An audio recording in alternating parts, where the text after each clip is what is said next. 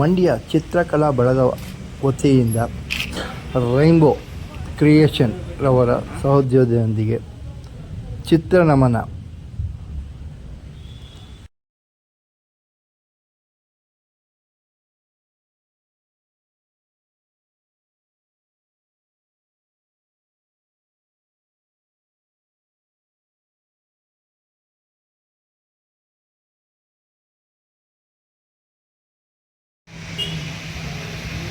Okay.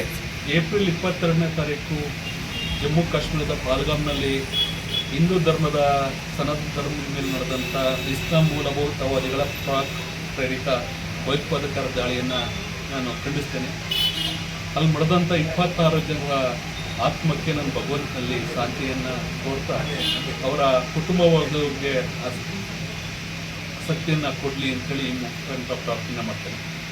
ಜೊತೆಗೆ ಕಾಂಗ್ರೆಸ್ ಇಂದಾಗೆ ಈ ಜಮ್ಮು ಕಾಶ್ಮೀರದ ಸಮಸ್ಯೆ 1948ರಿಂದ ಪ್ರಾರಂಭವಾಗಿರೋದು.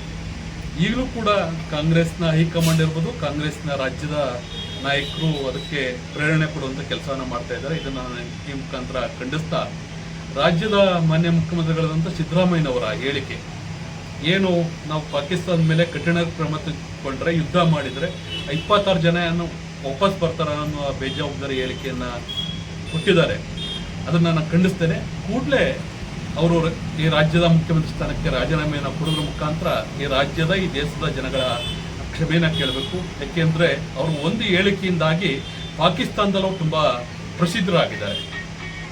ದೇಶದ ವಿರುದ್ಧ, ನಮ್ಮ ದೇಶದ ವಿರುದ್ಧ ಹೇಳಿಕೆಯನ್ನು ನೀಡೋದ್ರ ಮುಖಾಂತರ ಪಾಕಿಸ್ತಾನದಲ್ಲಿ ತುಂಬ ಪಾಪ್ಯುಲರ್ ಆಗಿರುವಂಥ ಮುಖ್ಯಮಂತ್ರಿಗಳು ಬೇಕಾದ್ರೆ ಅಲ್ಲೂ ಹೋಗಿ ವಾಸ ಮಾಡುವಂಥ ಸ್ವಾತಂತ್ರ್ಯ ಅವ್ರಿಗಿದೆ. ಹಾಗಾಗಿ ಅವರು ರಾಜ್ಯದ ಮುಖ್ಯಮಂತ್ರಿ ಆಗಿದ್ರು ಕಾರಣಕ್ಕೋಸ್ಕರ ಪಾಕಿಸ್ತಾನದ ಎಲ್ಲ ವಾಹಿನಿಗಳಲ್ಲಿ, ಮೀಡಿಯಾಗಳಲ್ಲಿ ಅದು ಪ್ರಸಿದ್ಧಿಯಾಗಿರುವಂಥದ್ದು.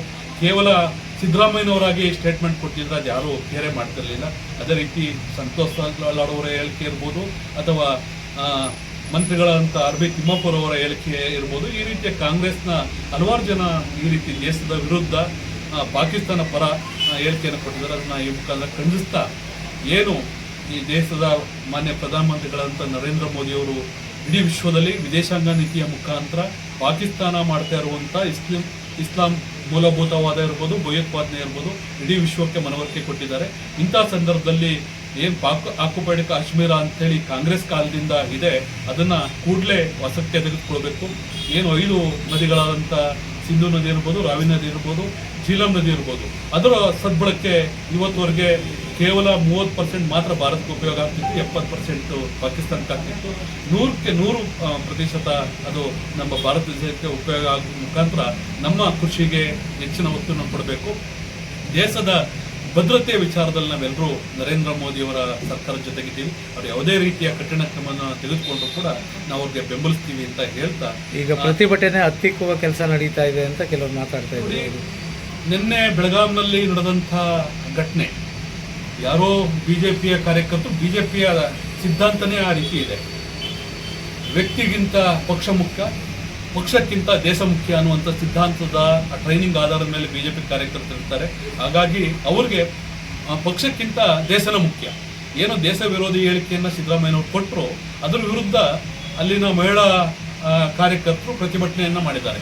ಈ ದೇಶದಲ್ಲಿ ಡಾಕ್ಟರ್ B.R. ಅಂಬೇಡ್ಕರ್ ಅವರು ನೀಡುವಂಥ ಸಂವಿಧಾನದಲ್ಲಿ ಪ್ರತಿಯೊಬ್ಬರಿಗೂ ಹೇಗೆ ಸಿದ್ದರಾಮಯ್ಯನವರೇ ಈ ದೇಶದ ವಿರುದ್ಧ ಹೇಳಿಕೆಯನ್ನು ನೀಡ್ಬೋದು, ಅದೇ ರೀತಿ ದೇಶದ ಪರವಾಗಿ ಪ್ರತಿಭಟಿಸುವ ಹಕ್ಕು ಎಲ್ರಿಗೂ ಇರುತ್ತೆ.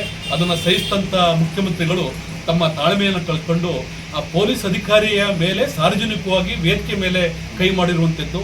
ಹಿಂದೆ ಕೆಲವು ತಿಂಗಳ ಹಿಂದೆ ಒಬ್ಬರು ಜಿಲ್ಲಾಧಿಕಾರಿಗೆ ಅವರ ವೇದಿಕೆಯಲ್ಲಿ ಕುಳಿತಿದ್ರು ಅಂತೇಳಿ ಏಕವಚನ ಸಂಬೋಧಿಸಿರುವಂಥದ್ದು. ಈ ರೀತಿಯ ಹೇಳಿಕೆಗಳು ಕಾಂಗ್ರೆಸ್ಗಾಗಲಿ ರಾಜ್ಯದ ಮುಖ್ಯಮಂತ್ರಿಗಳಾಗಿ ಘನತೆಯನ್ನು ಕೊಡುವಂಥ ಕೆಲಸನ ಮಾಡೋದಿಲ್ಲ. ಹಾಗಾಗಿ ಇಡೀ ಕಾಂಗ್ರೆಸ್ನ ಮುಖ್ಯಮಂತ್ರಿಗಳಾದ ಸಿದ್ದರಾಮಯ್ಯನವರು ರಾಜೀನಾಮೆ ಕೊಟ್ಟು ಕ್ಷಮೆಯನ್ನು ಕೇಳಿ ಅವರು ಸಾಮಾನ್ಯ ಜನರಾಗಿ ವಾಸ ಮಾಡೋದಕ್ಕೆ, ಅದು ಪಾಕಿಸ್ತಾನದಲ್ಲೂ ವಾಸ ಮಾಡ್ಬೋದು, ಅಫ್ಘಾನಿಸ್ತಾನದಲ್ಲೂ ವಾಸ ಮಾಡೋದಕ್ಕೆ ಅವಕಾಶ ಇದೆ. ನಮ್ಮ ದೇಶದಲ್ಲಂತೂ ಇಡೀ ವಿಶ್ವದ ಯಾರು ಬೇಕನ್ನೋ ಕರಿತೀವಿ, ಇಲ್ಲೂ ಇರೋದಕ್ಕೆ ಅವಕಾಶ ಇದೆ ಅಂತ ಹೇಳ್ತಾ ಅವರ ನಡೆಯನ್ನು, ಕಾಂಗ್ರೆಸ್ನ ನೀತಿಯನ್ನು ನಾನು ಈ ಮುಖಾಂತರ ಖಂಡಿಸ್ತೇನೆ.